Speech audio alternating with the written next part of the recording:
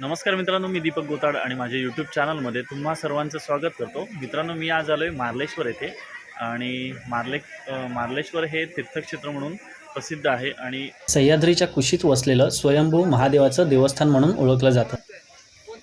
श्रावणी सोमवार असल्याने खूप सारी गर्दी बघायला मिळाली आणि समोरच ही इथे प्रशस्त पार्किंग बघू शकता तुम्ही आणि हे समोरच तुम्हाला प्रवेशद्वार दिसेल। इथूनच मंदिराकडे जाण्याच्या पायऱ्या चालू होतात। त्या पायऱ्या आहेत 500। पायऱ्या चढताना त्याच्या बाजूला छोटी छोटी दुकानं आहेत, म्हणजे स्टॉल आहेत छोटे छोटे। तिथे तुम्ही पूजेचं साहित्य घेऊ शकता। आणि मित्रांनो, 500 पायऱ्या चढण्यासाठी तुम्हाला जवळजवळ 15 ते 20 मिनटं एवढा कालावधी लागेलच। आणि इकडे काकांचं एक छोटंसं दुकान आहे, तिथे रुद्राक्षाच्या माळा आहेत आणि वेगवेगळ्या प्रकारचे शंख आहेत, तिथे तुम्ही बघू शकता।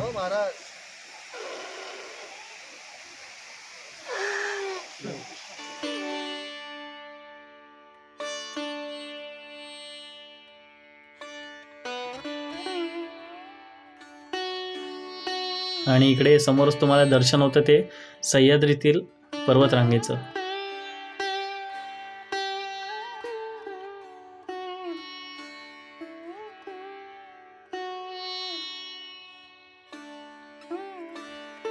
आणि मित्रांनो, इथे बघू शकता तुम्ही शिवलिंग आहेत आणि प्रत्येक देवांच्या मूर्त्या आहेत तिथे आणि त्याचबरोबर इथे छोट्या प्रतिमा पण दिसतात।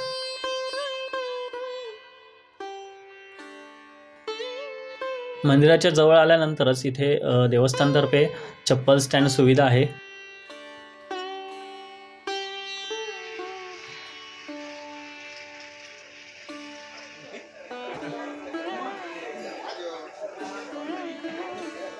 आणि मित्रांनो, फायनली आम्ही 15 ते 20 मिनिटात मंदिराच्या जवळ आलो आणि तुम्ही बघू शकता किती गर्दी आहे। श्रावण महिन्यामध्ये खूप सारी गर्दी बघायला मिळते या इकडे आणि मकर संक्रांतीला या 2 उत्सवांमध्ये खूप गर्दी असते। श्री मार्लेश्वराचं दर्शन झाल्यानंतर समोरच तुम्हाला ही सुंदर अशी तुळशी वृंदावन आहे, इकडे बघू शकता। आणि हा जो समोर काउंटर दिसतोय तिथे लाडू प्रसाद मिळतो आणि तिथे अभिषेकसुद्धा होतो आणि घरी प्रसाद येतो आपल्या। आणि हा मंदिरासमोरील परिसर आहे, इथे बघू शकता किती गर्दी आहे ती आज। मित्रांनो, मार्लेश्वर नाव हे मारळ गाव व तिथे वसलेला ईश्वर, त्यामुळे त्याचे मार्लेश्वर हे नाव संबोधले गेले। मित्रांनो, या मंदिरामध्ये कोणत्याही प्रकारचा विद्युत दिवा नाही आणि फक्त समय लावल्या जातात आणि त्यावरच दर्शन दिले जाते। मार्लेश्वर या मंदिरात सर्वात मोठा उत्सव म्हणजे मकर संक्रांतीला होतो।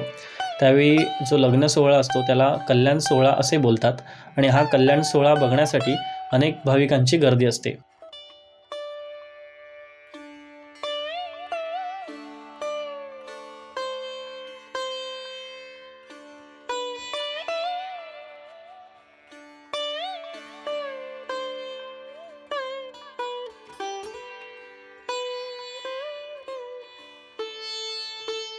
मित्रांनो, हा समोर धबधबा दिसतोय तो बारमाही वाहणारा धबधबा आहे आणि या धबधब्याला धारेश्वर म्हणून या नावाने ओळखलं जातं।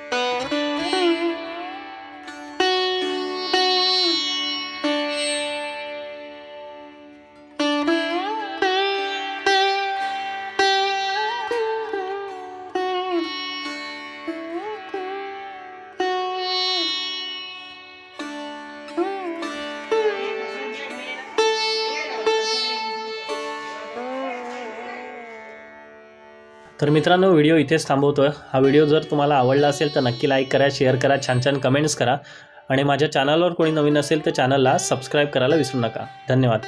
भेटू एका नवीन व्हिडिओसोबत।